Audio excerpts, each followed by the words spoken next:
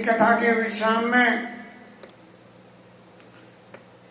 गुरुजी ने राजा दशरथ से ये कहा था कि जिस वक्त राजा ने ये कहा कि मोहि अछसिय हो नियाऊ निभाऊ और लही लोग सब लोचन लाऊ, कि मेरे रहते हुए भगवान राम को ये राजपद मिल जाए। और गुरुजी ने उसके बदले में ये कहा, गुरुजी ने उसके बदले में, अरे यार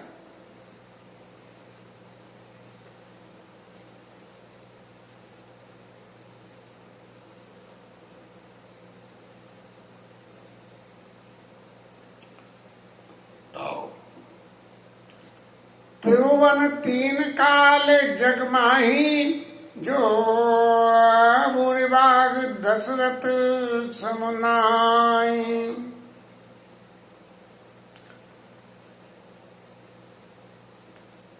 नहीं, चलो खैर जो भी है, कल के प्रसंग में ये आया था कि उन्होंने ये कहा कि प्रजा से और मंत्री से सबसे सलाह करके और राज्याभिषेक का प्रसंग करना। लेकिन राजा के चित्त की जो आकांक्षा थी वो तो बहुत जबरदस्त थी कि कैसे ही हो, फिर न सोच तन रही कि जाऊं, फिर उसके बाद में ये भी नहीं रहे कि ये शरीर मेरा रहे या मेरा शरीर चला जाए। ऐसा करके राजा ने जल्दी में अपने निर्णय को एप्लीकेबल करने के लिए मन बना लिया और गुरुजी ने कह दी क्या सुदिन सुमंगल तभी जब राम हो युवराज। बोले कोई ग्रह गोचर देखना नहीं है, क्यों कि जिस दिन भगवान राम का अभिषेक हो जाएगा वही उनके अभिषेक के लिए सुंदर होगा। भगवत लीला विषयक कोई भी ग्रह गोचर देखना ये अपने मन को एक संतोष ही देना है। जहाँ जहाँ भगवान का नाम कीर्तन कथा ये जो कुछ भी होना है, भगवान सब तरह के मंगलों को करने वाले हैं। इन मंगलों में एक अमंगल की आशंका लेके इन मंगलों का फॉलो अप करने की यदि हम सोचें तो हमारे बराबर कोई नादानी नहीं होगी। तभी मुदित महीपति मंदर आए, मुदित महीपति मंदिर आए, सेवक सचिव सुमंत्र बुलाए। सेवकों को बुलाया, सचिवों को बुलाया और सब लोग ने आके राजा के चरणों में प्रणाम किया और राजा ने ये वचन सुना दिए कि मैंने ये निर्णय कर लिया। ये नहीं कही, लेकिन एक बात, जब कोई सुप्रीम पावर कोई निर्णय लेती है तो अपनी बात को, अपने आप को प्रोटेक्ट कर बचाने के लिए पहले तो निर्णय सुनाती है और फिर कहती है कि अब आप कहो। तो ये जो है, अब भाई मंत्री परिषद ये तो सब देखा देखी करने वाले होते हैं। इन लोगों में ये कंसल्टिंग चेम्बर में बहुत कुछ लोग ऐसे होते हैं जो सच को बोलते हैं और सच को बोल के उसका अनुकरण करने के लिए कहते हैं क्या है, सच का अनुकरण करने के लिए, सच का अनुकरण करने के लिए कहते हैं वचन परम हित सुनत कठोरे, कहाँ ये सुनाई तो नर प्रभु थोड़े। बहुत थोड़े से होते हैं। रावण को जो है ये विभीषण ने, नहीं उसने माल्यवंत ने, ऐसे लोग बहुत थोड़े होते हैं कि जो राजा के हित में हो और उस बात को भी ये बोल दें कि नहीं महाराज ये आपका निर्णय गलत है। सही बात को सामने रखने के लिए ये बहुत जरूरी है कि आप सत्य का अनुसरण करें। लेकिन राजा ने पहले अपना निर्णय सुना दिया और निर्णय सुनाने के बाद पूछी कि अब आपकी क्या सलाह है। तो जो पाचई मत लागे नीका, कराओ अरसिय राम टीका। जो सब लोगों को ये अच्छा लगे तो रामचंद्र जी के तिलक करा जाए। मंत्री मुदित सुनत प्रिय बानी, अभिमत विरव परे जनु पानी। मंत्री लोग तो ऐसे खुश हो गए, वो तो सभी चाह रहे थे कि राम जी को राज्याभिषेक मिल जाए। जगमंगल बल काज विघात विचारा, बेगिय नाथ न लाई वारा। जग के हित के लिए बहुत अच्छा कार्य विचारा है, इसमें आप जरा भी देर मत करिए। हालांकि इस लीला में थोड़े से समझने की बात है, ये मंत्री लोगों के अंदर मन की भी इच्छा थी। अभी जब वनवास के प्रसंग में राजा ने कैकेयी को वरदान देने के बाद और ऐसी अवस्था अपनी कर ली कि वो कुछ बोल नहीं पा रहे हैं, तो जो राज आज्ञा हो गई, मंत्री का काम उस आज्ञा को फॉलो अप करना था। यदि ऐसा सोचें कि सुरेंद्र जी ने ये काम कर लिया होता तो क्या होता, भगवान राम को राज्याभिषेक होता। लेकिन भगवान राम तो खुद ही नहीं चाहते थे कि मुझे राज्याभिषेक हो, इसलिए ये सब क्रिया नहीं हुई। ये बड़ा गंभीर विषय है कि राम जी की आज्ञा को रखने के लिए भरत जी ने क्या, गुरु जी तक ने ये कह दिया कि राखे राम रजाई रुग, हम सब कर हित होई। राम जी की इच्छा को रख के ही हम सबका हित होगा। समुझ सयाने करूँगा सब मिली सम्मत सोए। उनकी इच्छा तो रखो, लेकिन फिर भी सयाने लोगों सब आपस में विचार तो कर लो कि क्या ये ऐसा करना उचित होगा कि नहीं होगा। तो ये जो सारी क्रियाएं हैं, ये समाज के उस चरित्र का दर्शन कराती है कि जहाँ निर्णय वाले व्यक्ति को, निर्णय लेने वाले व्यक्ति को अपने जीवन में कितनी सतर्कता से निर्णय लेना चाहिए। और बिनती सचिव काई कर जोरी, जियो जगत पति बरस करोड़ी। आप महाराज करोड़ों वर्ष जियो, आप कह रहे हो फिर न सोचतन रहोगी जाऊं, लेकिन आप तो करोड़ों वर्ष जियो। जगमंगल बल काज विघात विचारा, बेगिय नाथ न लाई वारा। बिल्कुल देर मत करो, नभई बोध सुन सचिव सुभाषा, भरत बोल जन लई सुखासा। कोई बेल बन रही हो, सब पेड़ की डंडी वो मिल जाए, तना मिल जाए तो बड़े। तो ऐसे राजाओं की बात सुन के और मंत्रियों की बात सुन के राजा दशरथ को बहुत प्रसन्नता हो गई। चावर चमर ना ना ना कहे ऊप मुने राज करा, जोई जोई आई होय। और राम राज अभिषेक बेग करो सोई सोई। अब मुनि से, गुरु जी से तो बात करी आए थे राजा दशरथ, और फिर उन्होंने अपने मंत्रियों से कहा कि राम राज अभिषेक है, तो जो गुरु जी की आज्ञा हो उसका पालन करो। जो आए सोई, राम राज अभिषेक है तो बेगी करो सोई सोई।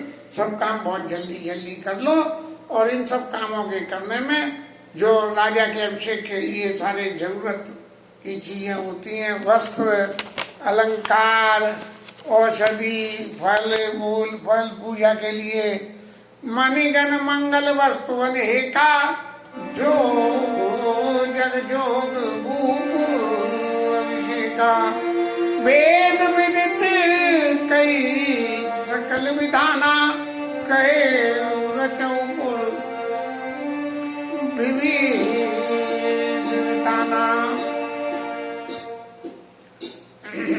चारों तरफ जो है संदूबी और वो लगाई जाए, जिससे पुर की शोभा बढ़ जाए। चौके पुराई जाए, चौकों को पूरा जाए। गणेश जी महाराज, गुरु जी, कुल देवता और ब्राह्मण इन सब की सेवा करी जाए। ध्वज पताक तोरण कलश सजऊ तुरग रत्नार सिरधर मुनिवर वचन सब निज निज काज ही लाल। गुरु जी ने ये सभी तैयारी की बातें कह दी। यदि हम इस बात का निर्णय निकालें तो गुरु जी भी मानसिक रूप से इस बात के लिए तैयार थे, लेकिन देवी कार्य के भरोसे को उन्होंने कोई विचार करने का ये प्रयास ही नहीं करा कि राम की न चाहई सोई होई करे नितास नहीं कोई, भैया मैं मना करके तो क्यों बुरा बनूं, ठाकुर जी जो चाहेंगे होगा तो वही। जो मुनीस जय आये सुदीना सो ते काज प्रथम जन्म कीना। लोग इतने राम राज्य के मूड में थे कि गुरु जी ने जो कुछ भी करने की आज्ञा दी वो इतनी रफ्तार से उसने कर दिया जैसे उसने पहले ही करके रख लिया हो। सब लोग को मालूम था, जैसे बेटी की मैया बेटी सियानी होते ही ब्याह की तैयारियां शुरू कर दे, संबंध चाहे हो चाहे नहीं हो। विप्रसाद सुर पूजत राजा करत राम हित मंगल साजा। साधुओं का पूजन कर रहे हैं राजा जी और मंगल साज के लिए विनय कर रहे हैं। सुनत राम अभिषेक सुहावा बाज गाग अवध बधावा। अवध में खूब बाजे बजने लगे, धमधम धमधम होने लगी, लोग वालों को बड़ी खुशी हुई, बिल्कुल जैसे भगवान राम के विवाह की खुशी हुई थी उससे ज्यादा खुशी इनके राजा बनने के समाचार से हो गई। राम से तन सकुन जनाए फर कई मंगल सुहाए। सीता जी राम जी के शरीर मंगल अंगों पे फड़कने लगे, मंगल अंग फड़कने लगे। अब मंगल कैसे होना है ये तो अमंगल के लक्षण दिखा रहे हैं, लेकिन भगवान राम के जीवन का जो उद्देश्य है वो उद्देश्य तो सारे संसार को राक्षसों से मुक्ति दिलाना है। लेकिन फिर भी भगवान राम मन में विचार करने लगे कि भाई ये मंगल शगुन कैसे हो रहे हैं, इस वक्त के मंगल शगुन रुकने चाहिए। तो क्या कहें, पुलक सप्रेम परस्पर कहाई। दोनों सीता जी और रामचंद्र जी आपस में बातें कर रहे हैं, भैया बड़े बड़े मंगल शगुन हो रहे हैं। और मंगल शगुन क्या हो रहे हैं कि भरत आगमन सूचक है, भरत जी का आने वाले हैं ननिहाल से, इसलिए ये सबरे मंगल शगुन हो रहे हैं। और भरत सरिस को राम स्नेही और जग जप राम राम जप जय। भरत जी के समान कौन स्नेही है। अब भगवान राम को तो मंगल शगुन इस बात के हो रहे हैं कि भैया भरत जी को राज्याभिषेक होगा, जो मैं चाहता हूँ कि भरत जी राज्य पर बैठे, क्योंकि वो नीतियों के निधान है इसलिए, और मुझे तो राक्षसों को मारने जाना है। तो और दोनों भाइयों को लक्ष्मण जी संग में चले जाएंगे, शत्रुघ्न जी तो जो है बहुत पीछे बोलेंगे जब वापिस वन में लौट के आ जाऊंगा। तो इसलिए भरत जी को राजा होना चाहिए, और भरत जी राजा बने या न बने रहेंगे वो राजा ही, क्योंकि सारा शासन निश्चित पूजत प्रभु पामरी प्रीति न हृदय समात। जब वनवास से लौटने के बाद में भगवान की पादुकाओं का पूजन करते हैं और हृदय में प्रीति नहीं समाती है, और प्रीति ने हृदय समात मांगे मांगे आए करत राजकाज बहुभांत। सबरे राजकाज को करते थे। तो भगवान राम इस सुख से सुखी हो रहे हैं। भरत सरिस प्रिय को जगमाई यही सगुन फल दूसर नाई। राम ही बंधु सोच दिन राती अंधई कमठ हृदय जय भांति। भगवान राम को अपने भाइयों का हर वक्त ऐसा सोच रहता है जैसे कछुए को अपने अंडों का। कछुए की क्या खूबी है कि वो अंडे देके और पानी के एक पार पे रेत में गाड़ देता है उन्हें, और फिर दूसरी तरफ बैठ जाता है और मन से उनको संचित करता है। मन से उनकी संचेतना करता है, तब उसमें से बच्चे होते हैं। ते अवसर आए लखना मगन प्रेम आनंद सन्माने प्रिय वचन कई रघुकुल के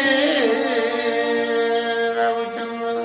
भगवान राम और सीता जी के मन में बहुत अच्छे सगुन हो रहे थे और उसी वक्त लक्ष्मण जी भी उनके पास आ गए।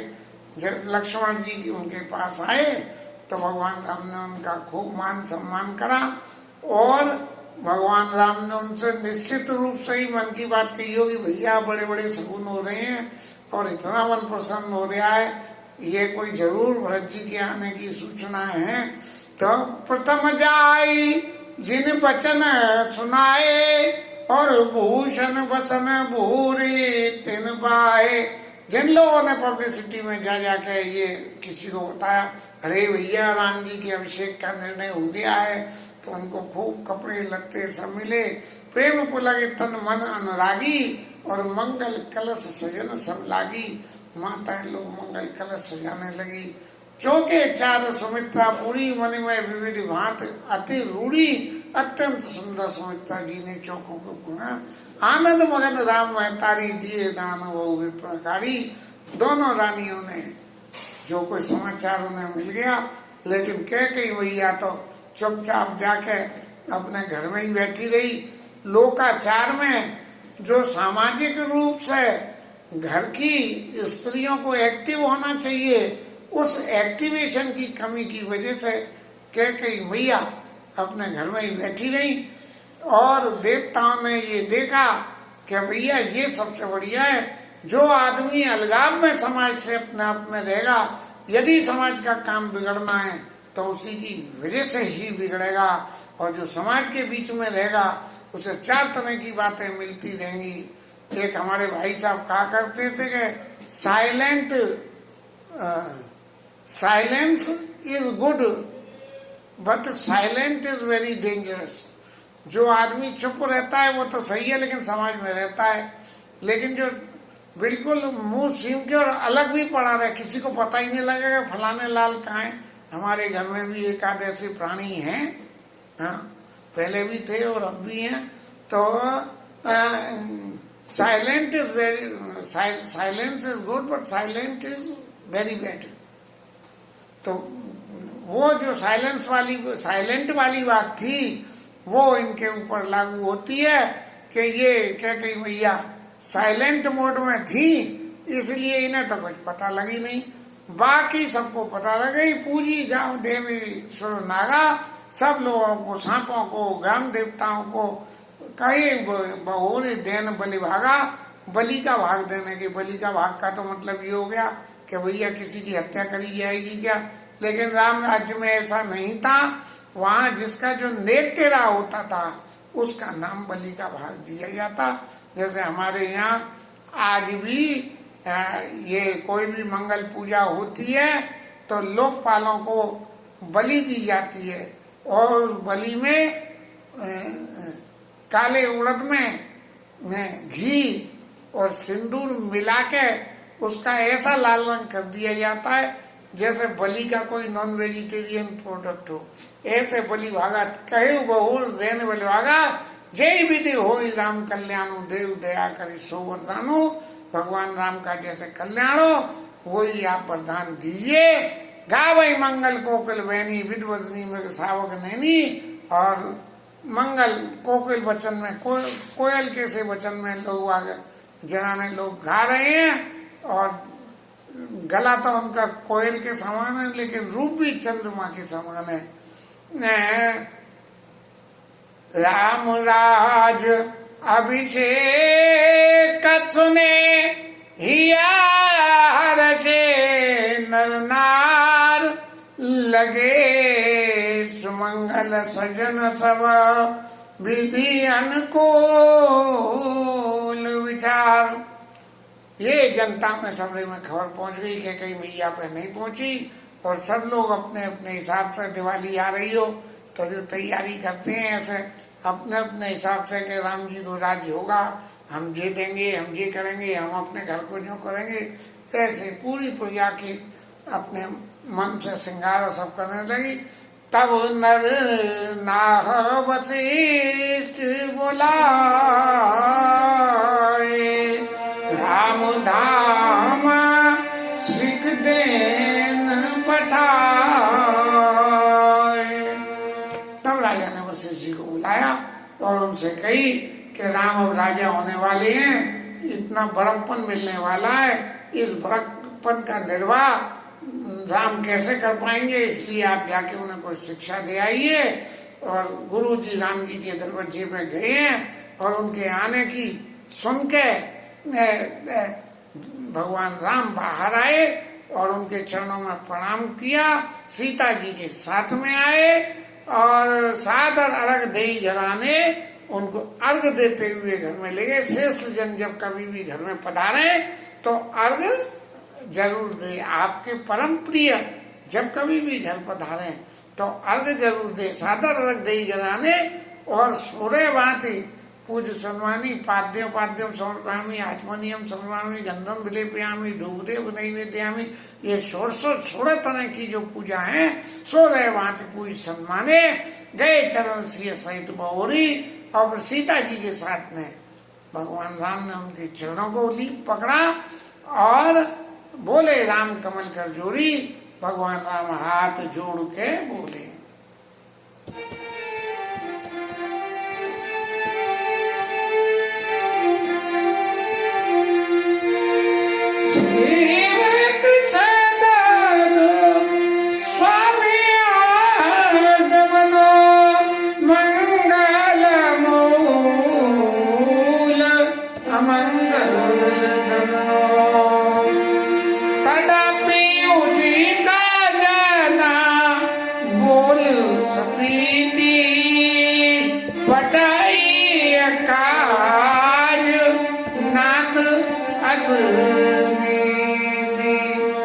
सेवक के दरवाजे पे स्वामी आ जाए तो सारे अमंगल नष्ट हो जाते हैं और मंगलों का सगुन हो जाता है।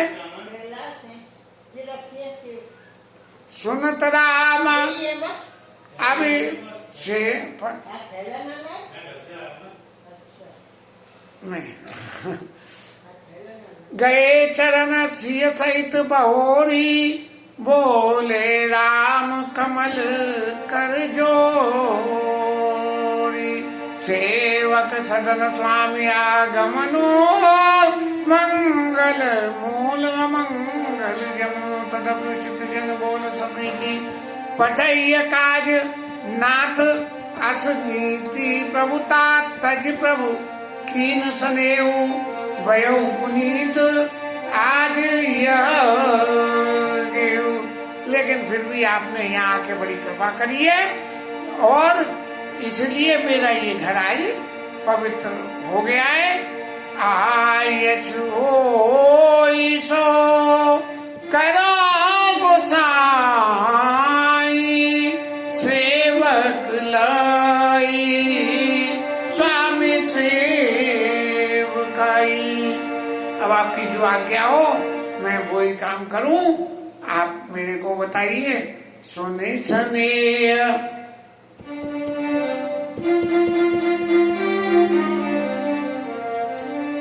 सुनी सने असाने बचना, मुनि रघुबर प्रसन्न।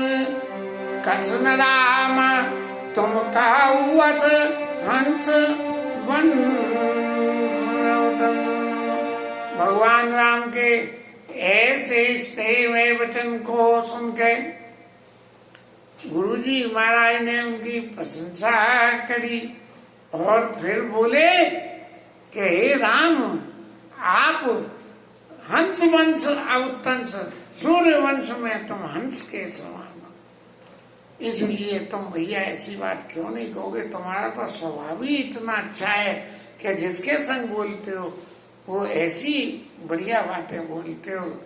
इसके साथ ही आज की कथा का विश्राम होगा और गुरुजी ने जो संदेश सुनाया और संदेश के बाद में जो भगवान राम की मन स्थिति है उसका विवरण कल होगा।